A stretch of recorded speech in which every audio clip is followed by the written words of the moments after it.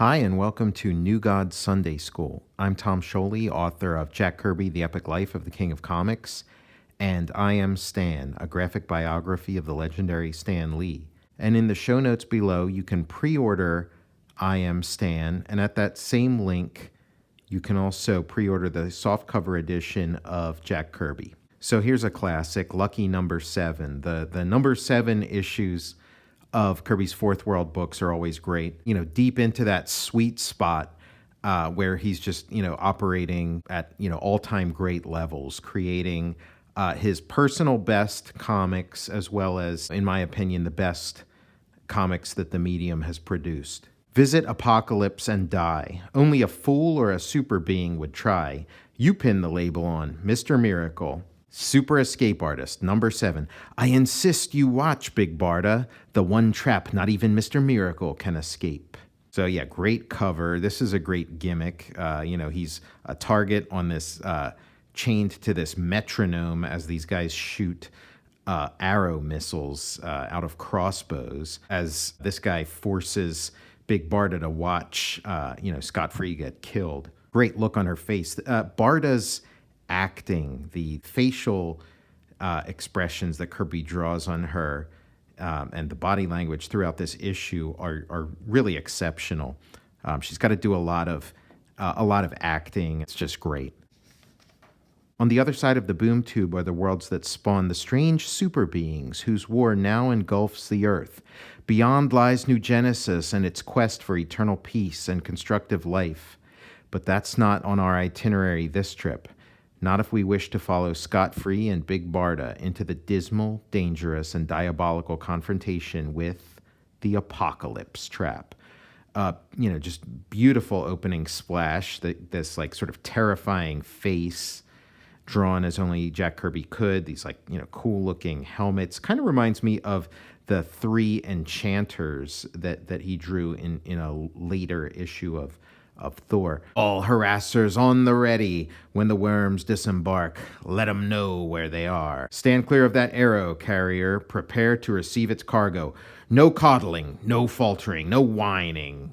Run them all the way to the barracks. So yeah, these are some tough customers. Basically, the demons. And a wonderful Jack Kirby double-page splash. Out of all the worlds in this series, Apokolips is the one we get the most fleshed out. We spend the most time there, which makes sense because that's where the danger is. New Genesis is, largely at peace. And, great statue of Darkseid. Darkseid's everywhere. Just, really amazing architecture, sci-fi, mythic, and tells a story, tells you about this world and what it's about in its pure design. In the distant background, you get Granny Goodness on a little platform, leading these troops in their marching maneuvers. Looks like they're basically marching in a circle for her amusement. And then you get these, demonic-looking harassers ready to receive this, super cool-looking Kirby spaceship. Harassers, forward, hop to it. Open the doors of that arrow carrier. Let's get at those worms. Lick your chops, you land rats. These new orphans for the Granny Goodness finishing school are a shaking mass of goose flesh. Shove 'em out. The welcoming squad's all set to start shaping 'em up. Ha ha ha, I always break up over that first look on the faces of the new worms when they get here. They freeze in their tracks. The door opens, the kids are let out, the harassers just start beating them. This is your welcome to the Granny Goodness orphanage. And I imagine Kirby was, partially thinking of, Oliver Twist, the works of Dickens, definitely play an influence. But then, Kirby went through basic training, and I'm sure there was a lot of, screaming and yelling and things like this. So drawing on that experience too. What did you call me, you worm? Hoogan. I've got a rough one here, Granny Goodness. He shows signs of becoming a troublemaker. Or a warrior. Discipline will do the job. Lots of Granny's discipline. She's got her attack dogs. You must learn to understand and love Hoogan, young one. He's teaching you how to treat the lowest form of life. And that's what you are, worm. All my new boys have that status, but with time and patience, Hugin will help to raise you a few notches. And this is sort of the structure of subcultures, of cults. This is standard indoctrination, where when a new inductee joins your group, they're the lowest of the low, and then they're treated as such, and they slowly, little by little, gain status, build up status within that community, and by the time they sort of reach the higher status, they've been thoroughly brainwashed, you could say, indoctrinated. You'll become a rat, then a wolf. And who can tell, you may get to be one of Granny's fine young tigers. Won't that be a glorious day? All praise to Darkside. Boot him on his way, Hugin. You heard Granny Worm. Follow your friends and don't stop. Good work, Hugin. You're like a big, firm brother to my new little charges. Of course, this isn't the job you once enjoyed, but I had to break you in rank when Scott Free made his escape to Earth. I was the officer in charge of his unit. I accepted the responsibility for his escape. For reasons of my own, I've been trying to recapture him, Hugin, and I've got a hunch that Scott Free will volunteer to come back. I can't wait, Granny. Look at this look on his face. He setting us up for a possible, conflict between these two. And now we're on Earth. It's the eve of war. They're getting ready. Scott Free and Barda are getting ready to go on what might end up being a suicide mission, going, into the heart of darkness, going to Apokolips. Just pay attention to Barda's, face and her body language throughout this sequence, because it really tells a great story. She deserves some kind of, like a Shazam award or whatever, an Eisner as best actress in a comic book series. Like right now, she's standing at attention, the sort of, soldier that she is. Would Scott Free be so foolhardy as to return to the nightmare world from which he escaped? Yes, good friends, it still has roots that must be cut, roots that could reach to Earth and destroy all that Scott has learned to love, his friends, his craft, his new life. And besides, death has the same face wherever he strikes at. Mr. Miracle. Some, beautiful Mike Royer lettering. Don't fill this room with sentimental slop. Just say goodbye and blow. Listen to Big Barda. Look at yourself, Scott. It's like that demon's place Apokolips has taken hold of you both and claimed you forever. We must leave, Oberon. Written, drawn, and edited by Jack Kirby. Inked with precision by Mike Royer. Scott Free's giving Oberon his bag of tricks to safeguard. It'll be in this closet when you get back. Who would want it anyway? It's a fool's bag waiting here for a young fool. Oberon's just really broken up about them leaving. He's really worried he'll never see them again. I'm going. For just a little while, I thought you were really a big, beautiful, warm-hearted girl, instead of a loud-mouthed, military, man-killing harpy turned out by those terrible Darksiders. Oh, shut up, or oh, take off. When we get back, I'll really blister you. Now march. I'll be here. I'll always be here. I mean, this is great. Like, look at the sort of, anguish on her face and the body language. She's trying to put on like a tough face, and it's better to leave angry than leave sad. And she's just barely holding it together. It's a really emotional moment. When Oberon leaves, the silence closes in, wrapping the room in all that is to be left behind, in all the dreaded things that lie ahead. Good old Oberon. There's a lot of person in that small package. Oh well, our trip should be short, sharp, and a shambles. I still insist that you remain here, Barda. I'm the dish that Granny hungers for. No deal, Mr. Miracle. We'll go down that old shark's mouth together. Then I'll beat her to death from the inside. More than that, Barda, living or dead, you and I are proof to all of Apokolips that it can fall. Well then, victory before the battle leaves little left but to enjoy it. Let's tear the top off Apokolips. Take hold of the mega rod. Has it computed our dimension course? The sort of, seriousness here, that, these two really, and then her sort of savoring the battle. She really does, enjoy, the danger and the excitement. She's relishing it, and the idea that Scott suggests that they've already won a victory just in the fact that they've defied Apokolips for this long, and I love that line about how if victory before the battle, what else is there to do but to enjoy it? I just really love that, and Barda's just relishing it, and then. See how fast we're snapped into transit. Gray borders, here we come. Gray borders, but the orphanage is in the area of nighttime. Ha ha ha, we'll fight our way there. Ha ha ha. Just Barda relishing the adventure. And instead of taking them directly to their destination, she takes them a little further away so they can fight their way there. Just beautiful. And Oberon hears all the commotion, and he's screaming, "Don't go, don't go." And then there they are, the fading patch, kind of like the Omega effect that we saw in the previous issue. As the bright flash of wild energy vanishes, Oberon eyes the wisp of vapor where his friends have been and knows that he's truly alone. I mean, just what a great moment. I mean, just really, really amazing stuff. Way to set up an extended action sequence, which, we're setting up to this, big battle, and just like this great getting the most out of those quiet before the storm kind of moments. On the world of Apokolips, the face of war is the first thing seen. Mega Rod materializers, stand fast, stay where you are. Lower your voice, you pompous gnat. To live well is to die well. Hail, dark side. You up there, I want some transportation, and none of your lip. You recognize an officer's uniform, don't you? I have orders to check your identity. Now be cooperative or be dead. Look out, Barda. Barda, wait, let me try to. Arrogant dog of a border guard. I'll teach him the meaning of taking a shot at the uniform of the Special Powers Force. I mean, this, Barda really gets to shine in this issue. She's in her element.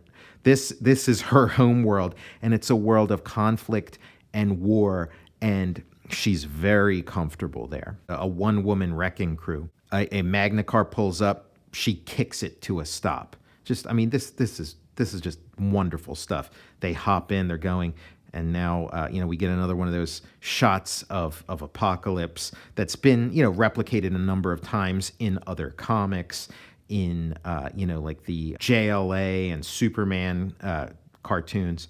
Beyond gray borders, toward nighttime, the real evil of Apokolips becomes evident. Anti-life is real here. Living beings serve their guards. The guards serve the war machines, and their power serves Darkseid. But this is anti-life manufactured by slogans, threats, despair, and acceptance. It's not the equation itself, but proof to Darkseid that the anti-life equation exists. Keep moving, you. To stop is to fail Darkseid. To fail Darkseid is to fail ourselves. So yeah, this sort of, nightmare totalitarian world, obviously based on, Kirby's World War II experiences in Nazi-occupied Europe. The new gods are power beings, but on Apokolips, their power is maintained by lesser entities. And from these emerge interesting personalities. So, I mean, that's something that's, very interesting about this body of work is you have New Genesis, a world of gods who are, good guys and have all kinds of powers and can do wonderful things. And then you have the world of evil gods, Apokolips, and you would think that it would be, just like an evil version of New Genesis. They'd be, sort of flying around and evil and nasty and mean. But instead, it's something much more interesting, much more well thought out. That the powers that be, Darkseid and his elite would use every tool in their disposal to convince these gods that they're lesser than, that they're, that they're just there to serve the will of Darkseid. These are gods, but they've been, convinced again through slogans, threats, despair, and acceptance into believing that they're sort of helpless and have to just serve the will of Darkseid and live at his whims. Barda, jump! I heard you. So again, nonstop action. Their ship is shot at, explodes. Kanto introducing a new character. I mean, so much cool stuff going on, and we get like a new major character introduced, and he shoots Barda at point blank range with a gravity gun that makes her feel very, very heavy. Kanto, again, great acting here from Kanto, really great gesture. I mean, this, comics creators take note. There's a lot of great lessons being taught here, just drawing lessons, storytelling lessons, how to show character through body language. And so he tells Mr. Miracle that if he doesn't surrender, he's gonna give Barda a double dose of that gravity gun, and she's just gonna be crushed by her own weight. They send in the jet bow squad. And this is another thing for comics creators to take note of.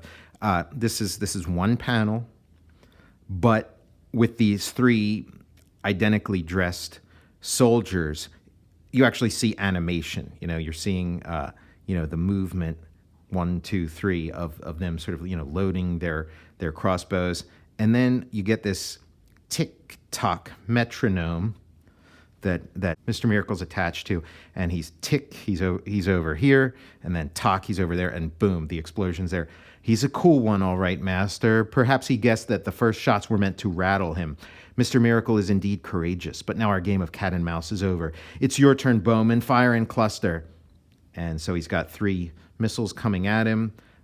Sort of time slows down as he's in this life or death situation, and boom.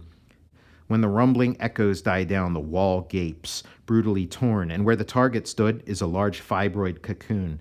Again, just some great inventiveness by Kirby that Mr. Miracle employs this cocoon, and then Kanto cuts it open. This sort of airbag before airbags existed, very beautifully rendered. I mean, Jack Kirby inked by Mike Royer. It's like every inch of it is just fun to look at. Those shapes and the patterns of black and white, it's just eye candy. And we see another cocoon starting to form in his boot, and boom, it explodes outward and is used as an offensive weapon against Kanto.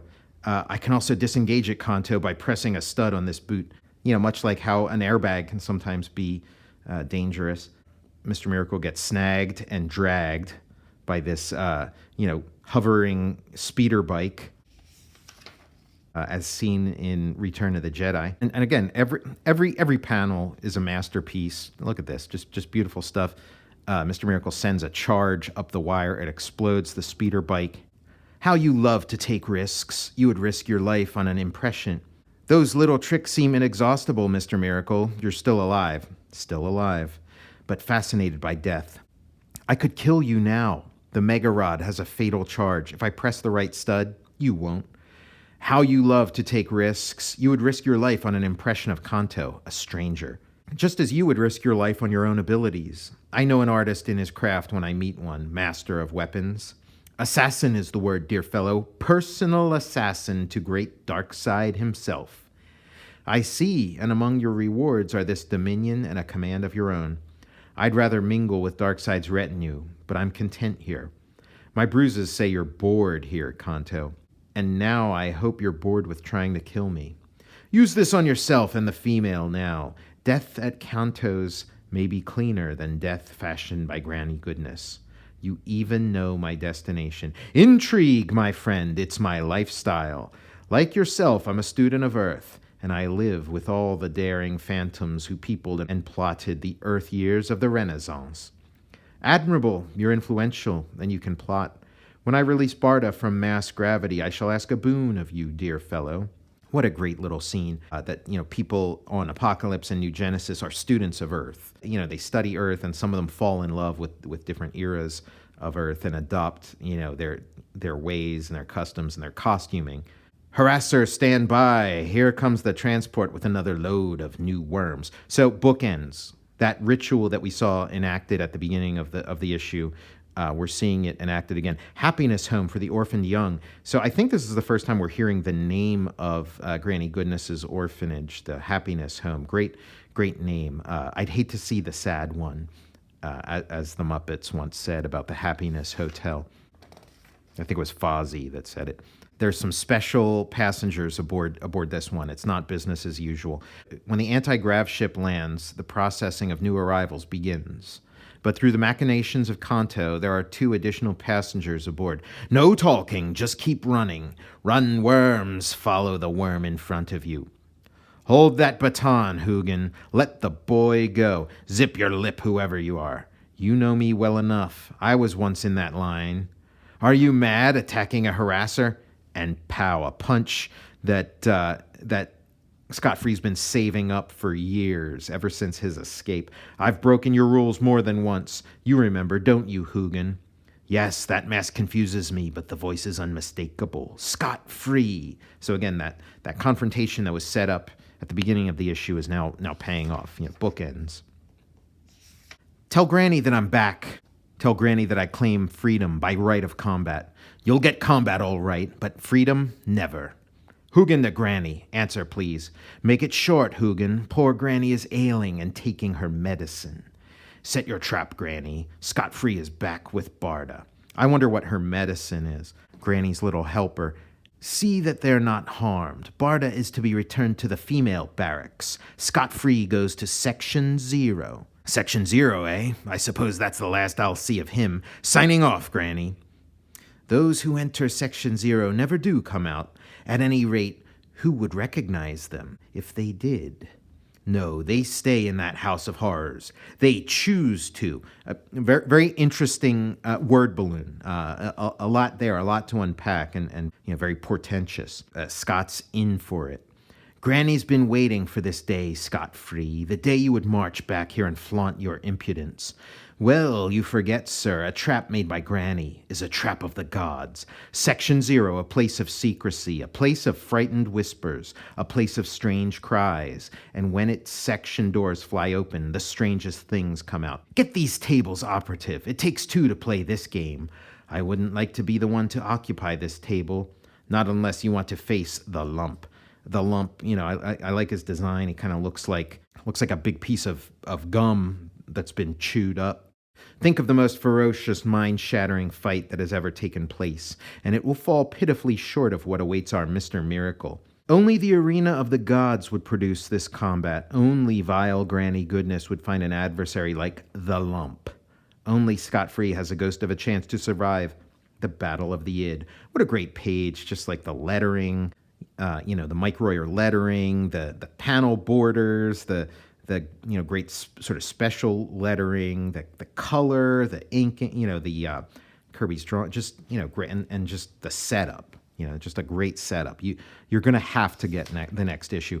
And so this is a 22-page story. That means we get a bonus young Scott-Free story. So again, the young Scott-Free stories sort of, each one builds off the other. With issue 9, the young Scott-Free segments will sort of merge with the main story. They'll become the main story and sort of graduate to, the full issue in a really beautiful way. From Out of the Past, another fragmental piece to the puzzle that grew in the warrior school of the Granny Goodness orphanage and became a challenge to Apokolips itself.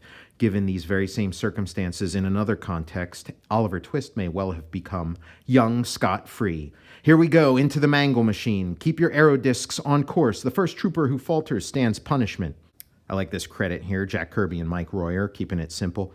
In a world of destructive extremes, young Scott-Free, training as an arrow trooper in Darkseid's forces, learns the extent of his skill against parademons.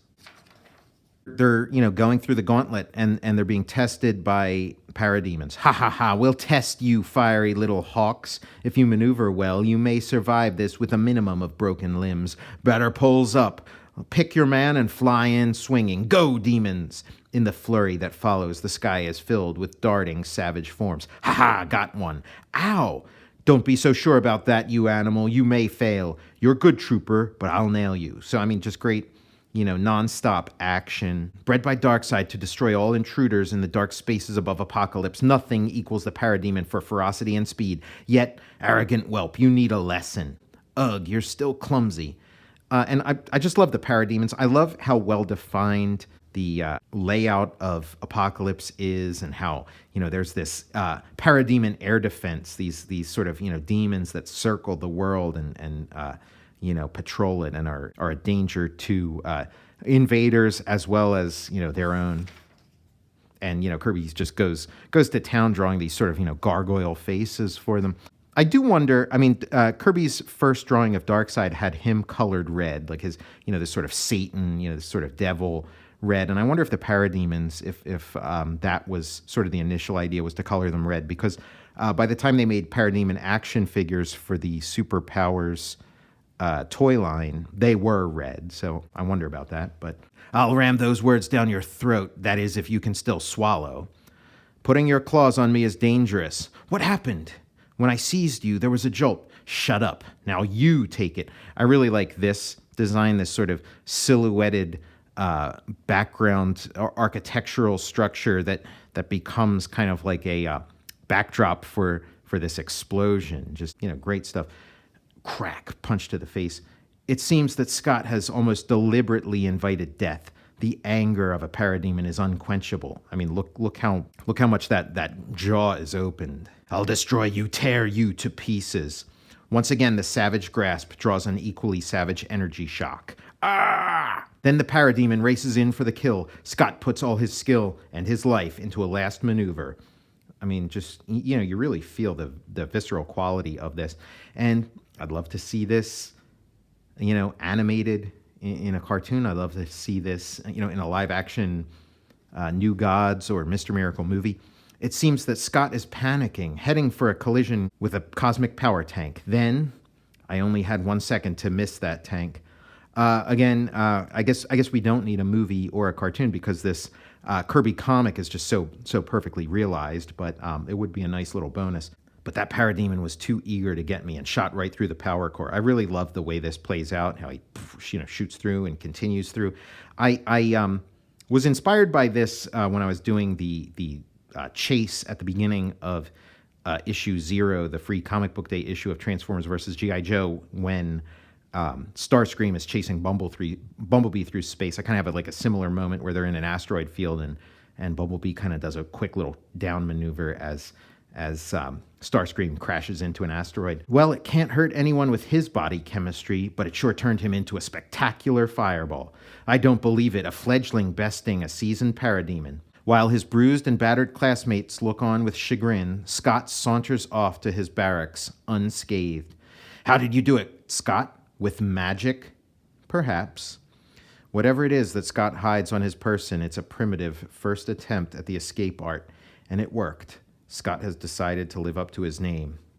And then we have an ad for Jack Kirby's portfolio. And then we have a pretty good Boy Commandos reprint.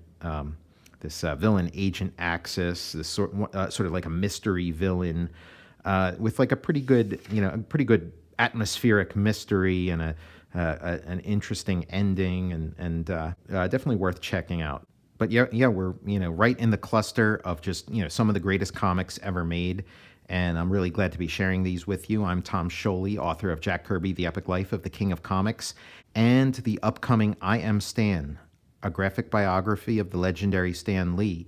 There's a pre-order link in the show notes below, and at that same pre-order link, you can also pre-order the softcover edition of Jack Kirby. Thank you for joining me for New God Sunday School.